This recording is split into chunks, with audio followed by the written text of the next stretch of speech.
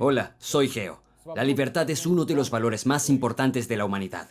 No en vano, la gran mayoría de las guerras se llaman guerras por la libertad. No en vano, todas las revoluciones son una lucha por liberarse de lo viejo.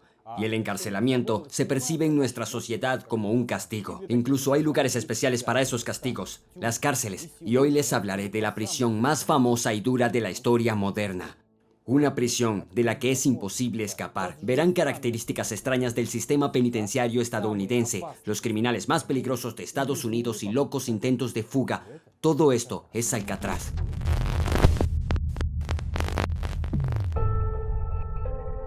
Alcatraz es una pequeña isla situada en el oeste de Estados Unidos, en el Golfo de San Francisco, a solo 2 kilómetros de la moderna capital mundial de la informática y cerca de una de las principales atracciones de Estados Unidos, el Golden Gate. Tanto la ciudad como el puente tienen grandes vistas desde aquí. Alcatraz solo tiene 500 metros de largo y 180 de ancho, es decir, es más pequeño que 5 campos de fútbol. Se podría decir que la isla estaba destinada a ser una atracción turística desde el principio, pero en cambio ha sido una prisión durante 100 años. Un momento. Te agradecería que te suscribieras al canal ahora mismo y que le dieras like a este video.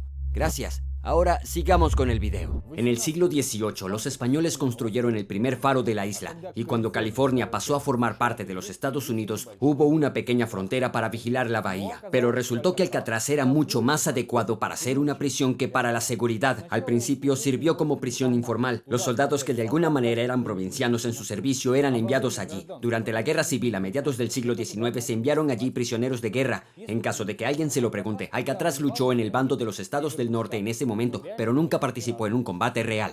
Fue después de estos acontecimientos cuando las autoridades se dieron cuenta de que era hora de dejar de fingir que Alcatraz era un fuerte militar y admitir que era una prisión, y en 1867 empezaron a construir allí los primeros edificios de la prisión real. Hasta entonces los prisioneros solo se mantenían en los sótanos, y entonces el número de nuevos presos empezó a crecer rápidamente. A finales del siglo XIX el número había aumentado de 20 a 450. De hecho, todas las transformaciones posteriores de Alcatraz tenían como objetivo convertirla en la cárcel más segura. A principios del siglo XX se construyó allí un bloque penitenciario de hormigón, que en su momento fue el edificio de hormigón más largo del mundo. Unas décadas más tarde, se convertiría en la pesadilla de todos los gángsteres de Estados Unidos. Pero no fueron los delincuentes violentos los primeros en ir allí. Durante la Primera Guerra Mundial, Alcatraz resultó ser un lugar de detención no para criminales de guerra, por el contrario, sino para los que se negaron a luchar por conciencia propia. Los pacifistas con principios fueron arrestados, juzgados y enviados a la prisión más dura de Estados Unidos solo por no querer matar a otras personas en una guerra lejana.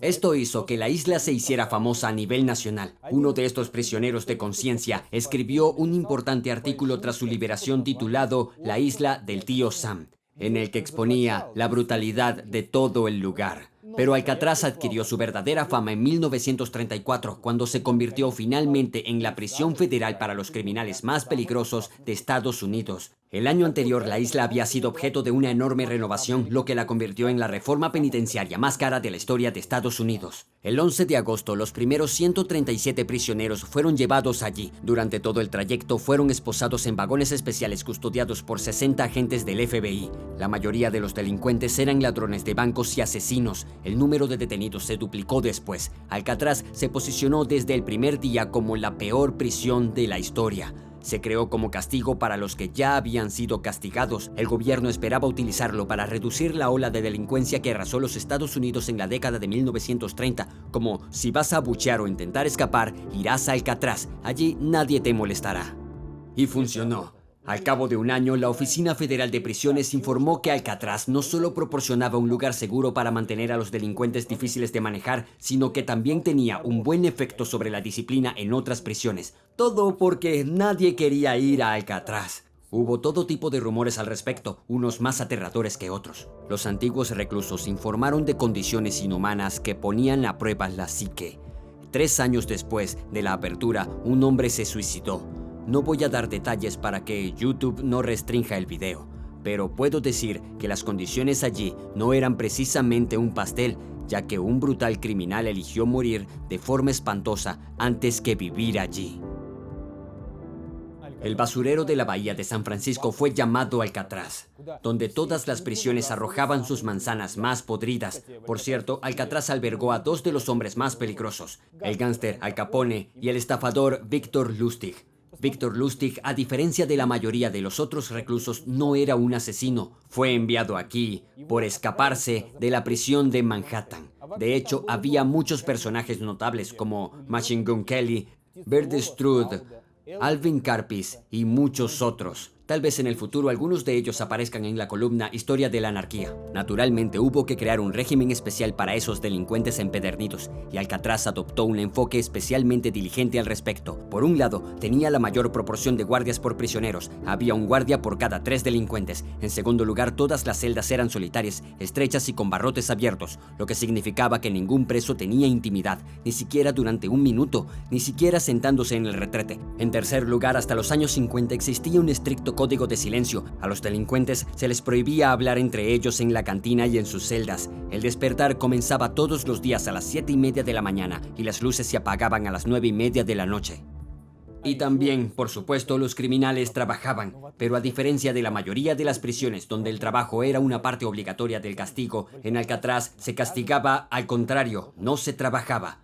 Aquí no era un deber, era una adicción. No en vano, era la única posibilidad que tenías de no perder la cabeza por el eterno día de la marmota, porque no había otro entretenimiento en Alcatraz. Solo trabajo, lectura de libros especialmente encargados en la biblioteca local. Los presos trabajaban como sastres, zapateros, mecánicos y limpiadores, y durante la Segunda Guerra Mundial produjeron uniformes del ejército y redes de carga. Incluso para los estándares de aquellos días, Alcatraz era un lugar horrible, y para los estándares de hoy lo llamaríamos un infierno inhumano. Los guardias tampoco eran un gran problema. Estaban entrenados para vigilar y disciplinar, no para rehabilitar delincuentes. Por eso fueron tratados como corresponde, como escoria peligrosa. Aunque la psique de los guardias también sufrió. Uno de ellos calificó sus años en Alcatraz como la época más insignificante de su vida. Los médicos cambiaban cada pocos meses, incapaces de soportar el contacto constante con los matones más peligrosos del país.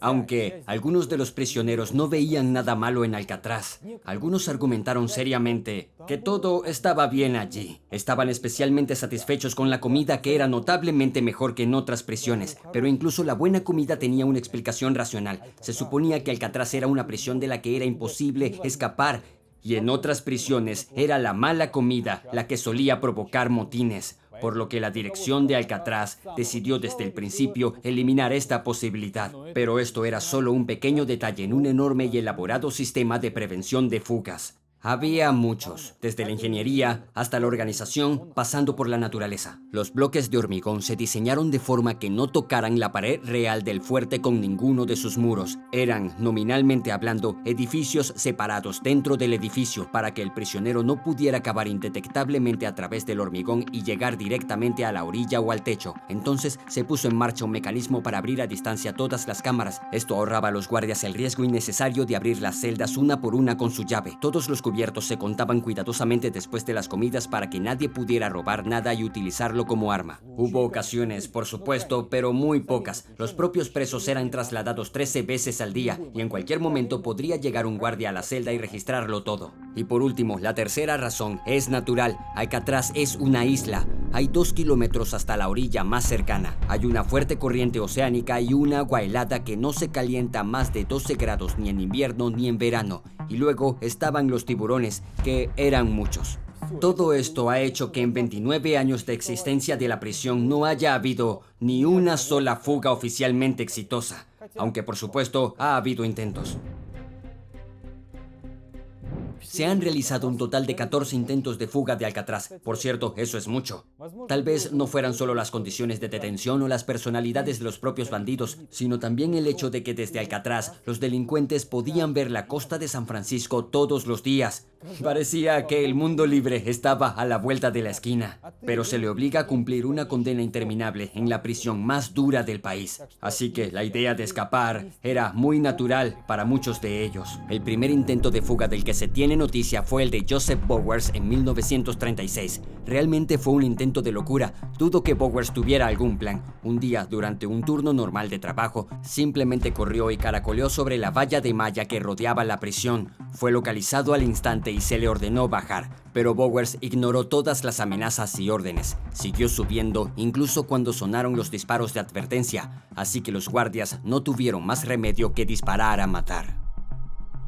No está claro con qué contaba Bowers. Sin embargo, ya había realizado varios intentos de suicidio, por lo que quizá su plan desde un principio era ser abatido mientras escapaba. Un año después, 2 ladrones de bancos intentaron escapar, también de su lugar de trabajo. Theodore Cole y Ralph Rowe estaban arreglando los coches de la prisión y un día estaban arreglando las barras en la tienda, y durante otro recuento de prisioneros los guardias se dieron cuenta de que faltaban 2 prisioneros. Empezaron a buscar y descubrieron que habían escapado por una ventana hacia la playa y nunca más se les vio. Pero eso no significa que su huida haya sido un éxito. De hecho, el momento de su huida fue muy malo. La niebla era espesa, así que no podían ver por dónde iban. También estaban en el agua durante la marea alta, así que es probable que la corriente los lleve rápidamente al océano. En general, la mayoría de los fugitivos subestimaron el peligro del agua de la bahía. Pareció que bastaba con adentrarse en el mar sin que nadie se diera cuenta y luego sería fácil llegar a la orilla, pero en realidad fue el Golfo el que se convirtió en el principal obstáculo para su libertad. Pero mucha gente no pudo ni siquiera llegar al agua. Algunos no pudieron cortar los barrotes a la hora señalada y la fuga terminó antes de que hubiera empezado. Algunos se cayeron por un acantilado y no pudieron nadar a ninguna parte. Otros fueron disparados por los guardias en el agua. Un hombre llegó a la playa, pero cambió de opinión sobre meterse en el agua fría. Se escondió durante 2 días en una pequeña cueva mientras los guardias lo buscaban en el océano sin éxito. Luego subió a la roca, trepó por la misma ventana por la que había salido y decidió esconderse en la propia prisión. Sin embargo, fue encontrado al día siguiente. Y el intento de fuga más descarado fue el de John Giles en el 45. Estaba trabajando cerca del puerto de Alcatraz y consiguió robar un uniforme de marinero que los trabajadores de San Francisco llevaban a Alcatraz. Se puso el traje, subió al barco con los demás marineros y bajó a tierra. Y su plan podría incluso haber funcionado, de no ser por el frecuente recuento de los presos en Alcatraz. Giles fue localizado desaparecido antes de llegar a tierra, así que fue rápidamente identificado y enviado de vuelta. Fiasco, pero buen intento.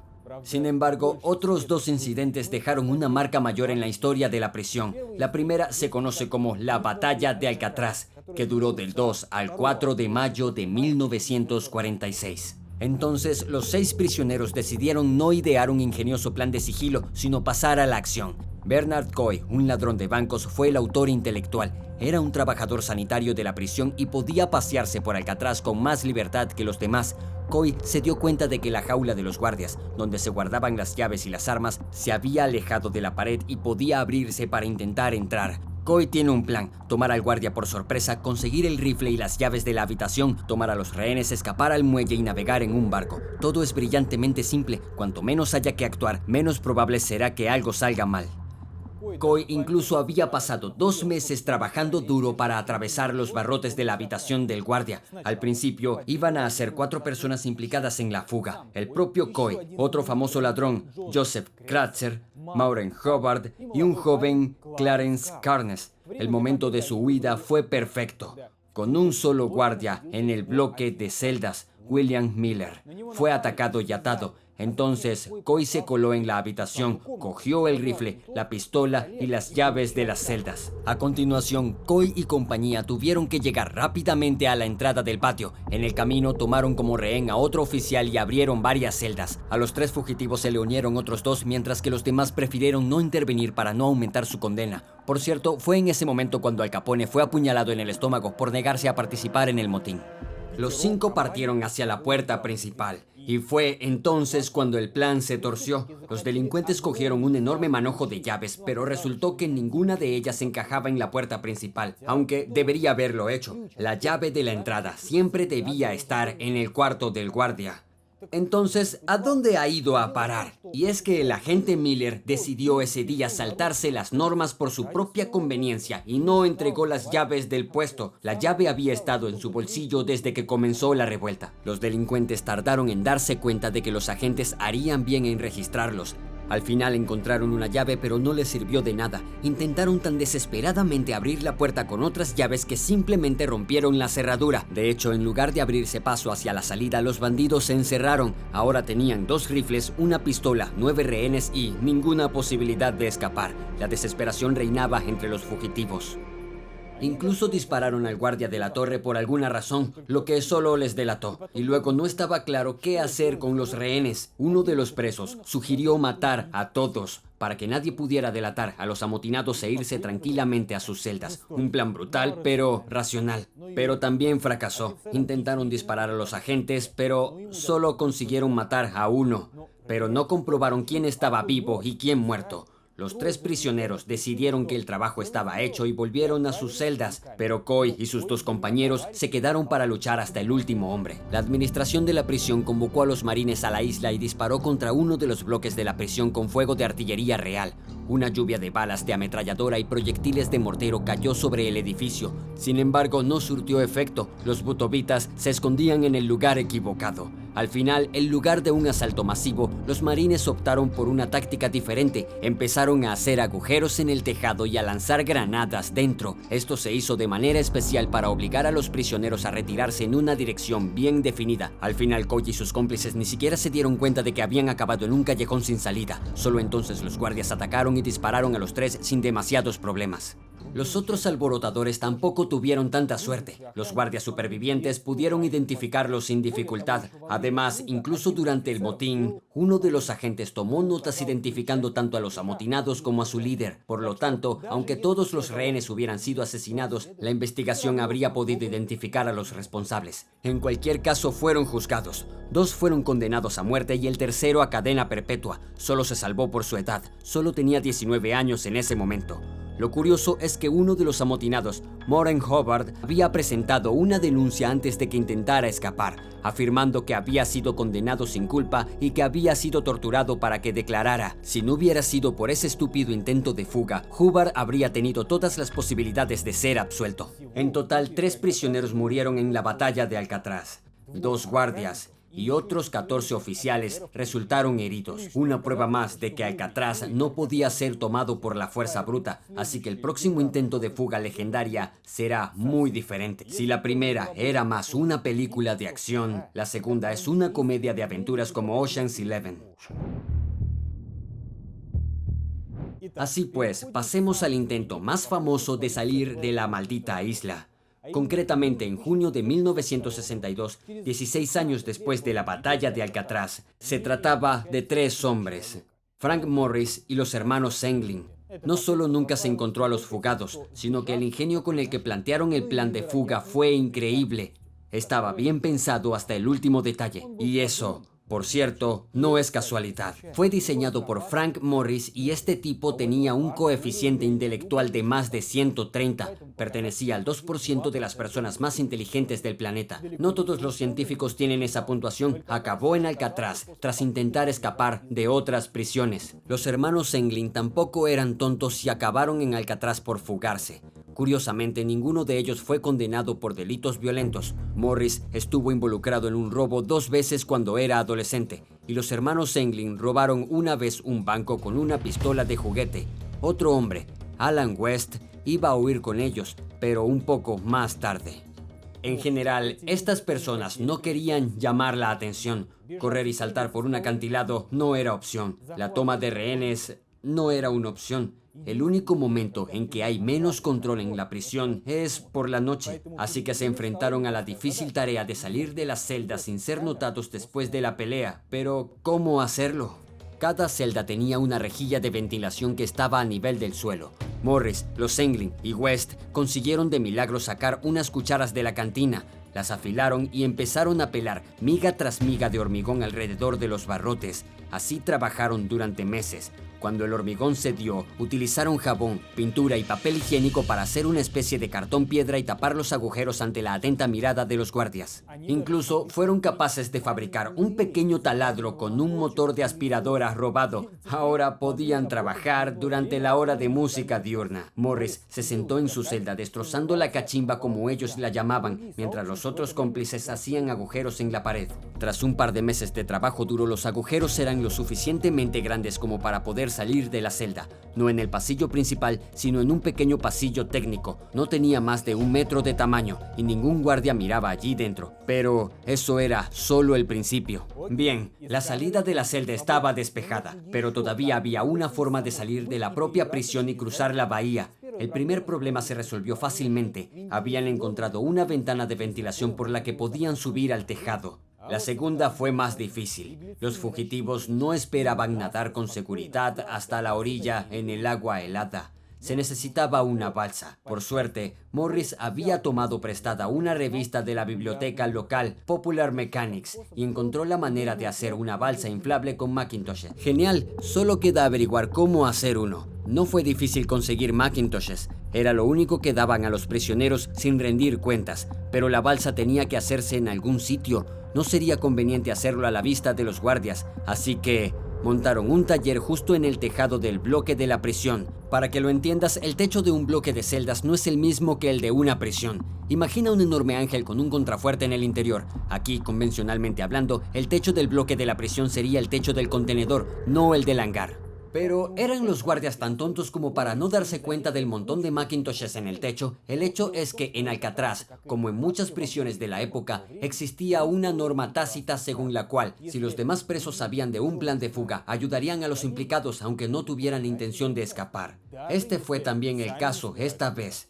Un preso que trabajaba como limpiador en el bloque de la prisión convenció a sus superiores de que había que cubrir el techo con mantas para evitar que el polvo cayera. Así que durante todo un mes por la noche, Morris y compañía salían de sus celdas, se subían al tejado y hacían tranquilamente una balsa. Y esto en la prisión más estricta de los Estados Unidos, literalmente bajo las narices de los guardias. Es una sorpresa. Y para que no se notara la ausencia de los presos en sus celdas durante las rondas nocturnas, hacían cabezas falsas con cartón piedra y pelo robado de la barbería. En la oscuridad bien podrían haber parecido un hombre dormido. Y así llegó la hora de la X. La noche del 11 de junio de 1962 comenzó la fuga. Morris y los Englin salieron de sus celdas, cogieron la balsa del techo, salieron y navegaron en la oscuridad. Nadie más nunca los volvió a ver. Allen West, en cambio, no pudo escapar. Tardó demasiado con la rejilla de ventilación y cuando por fin consiguió salir, sus cómplices ya se habían marchado. West subió a la azotea, tomó una bocanada de aire fresco, dio un pequeño paseo y volvió con tristeza a su celda. La fuga no se reveló hasta la mañana siguiente y las maquetas de papel maché eran tan buenas que el guardia que vino a despertar a Morris pensó que al principio le habían cortado la cabeza. Naturalmente, todas las fuerzas se desplegaron inmediatamente para encontrar a los fugitivos. Se registraron las celdas y se encontró rápidamente la pared falsa de West. Cooperó plenamente y dio todos los detalles del plan a cambio de no ser procesado por intentar escapar. Por él, los investigadores se enteraron de que los fugitivos no pretendían navegar directamente a San Francisco, sino que deseaban ir primero en la otra dirección, a la isla del Ángel. Sí, era un camino más largo, pero Morris pensó que era más seguro. Luego, debían robar un coche e ir a América Latina. Durante 10 días, los guardacostas junto con el ejército peinaron la zona, tanto en el mar como en tierra. 3 días después, se encontró uno de los pueblos de los fugitivos, cerca de la isla del Ángel. 1 hora más tarde, se encontró allí una cartera de uno de los hermanos Englin, junto con las direcciones de sus familiares. 1 semana más tarde, se encontraron restos del material utilizado para fabricar la balsa cerca del puente Golden Gate, y junto al propio Alcatraz se encontró un chaleco salvavidas grapado. No se pudo encontrar ningún otro rastro del destino de Morris y los hermanos. Tras una investigación oficial, el FBI dijo que, aunque los fugitivos podrían haber llegado teóricamente a la isla del Ángel, la probabilidad es extremadamente remota. Es más probable que fueran arrastrados al mar abierto, donde se ahogaron. El FBI señaló especialmente que el plan de Morris y compañía consistía en robar un coche, pero no se había denunciado ningún robo en el interín. Pero un par de meses después se produjo un acontecimiento que hizo tambalear la historia oficial. Hubo otra fuga de Alcatraz.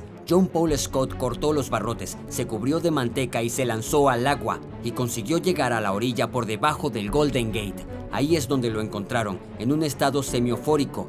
Scott estaba gravemente hipotérmico y agotado, así que, aunque no pudo escapar, demostró que aún era posible cruzar la bahía a nado. En 2003, el programa Cazadores de Mitos intentó repetir la carrera de balsas de Morris y los Englin. Hicieron una balsa con los mismos materiales, la remaron con los mismos remos y navegaron al mismo tiempo. Su conclusión fue que era totalmente posible. Además, a pesar de las afirmaciones del FBI de que la propia balsa nunca se encontró y de que no se habían denunciado robos de coches en la zona, resultó que no era así. Años más tarde, cuando el FBI entregó el caso a los Marshalls, encontraron un informe oficial en el que se afirmaba que la balsa había sido encontrada en la isla del Ángel, que es donde iban a ir los fugitivos, y el coche también resultó ser robado, un Chevrolet azul de 1955. Un día después, la policía recibió una denuncia de que 3 hombres en un Chevrolet azul habían atropellado su coche cuando volvía de San Francisco. En cualquier caso, nadie más había oído hablar de los fugitivos. El FBI recibía regularmente pistas de que algunos de ellos habían sido vistos en Brasil, México o en algún lugar de las zonas rurales de Estados Unidos. Hubo teorías de que habían sido recogidos por un barco de cómplices o que habían sido asesinados en la costa. Los familiares de los Senglin recibían regularmente tarjetas anónimas felicitándoles por fiestas importantes, y otros 2 hombres sospechosos fueron vistos en el funeral de su madre. Pero todo esto puede resultar no ser más que una leyenda urbana. Todavía no sabemos nada sobre el verdadero destino de los únicos fugados de Alcatraz. ¿Y qué fue de la propia prisión? Nada. Un año después del evento, cerró definitivamente. Y la fuga solo fue la gota que colmó el vaso. Un informe de 1959 decía que a los contribuyentes estadounidenses les costaba 3 veces más mantener a los presos en Alcatraz que en cualquier otra prisión. $10 al día en lugar de 3. Además, el edificio necesitaba una revisión con un coste de $5 millones. Al principio el dinero parecía estar asignado, pero luego los ingenieros llegaron a la conclusión de que sería un desperdicio de recursos. La fuga solo se sumó al panorama general. Lo principal de Alcatraz es que era imposible escapar y resultó ser algo posible. En consecuencia, el último argumento para mantener la prisión había desaparecido. El 21 de marzo de 1963, las puertas cerraron definitivamente, pero la historia de Alcatraz no terminó ahí. Al fin y al cabo, su sombría fama no desaparece y hoy la isla es el museo más popular de San Francisco. Más de 1,5 millones de turistas la visitan al año. Así es como un lugar del que la gente quería escapar a toda costa se ha convertido en el lugar al que la gente quiere ir para hacerles sentir los nervios y experimentar el horror y la desesperación de los prisioneros. Y los verdaderos buscadores de emociones extremas pueden participar en la tradicional travesía a nado anual en la que competidores de todo el mundo intentan seguir los pasos de John Scott y nadar desde Alcatraz hasta el Golden Gate. Suscríbete a nuestro canal, no olvides suscribirte a mi Instagram y nos vemos pronto.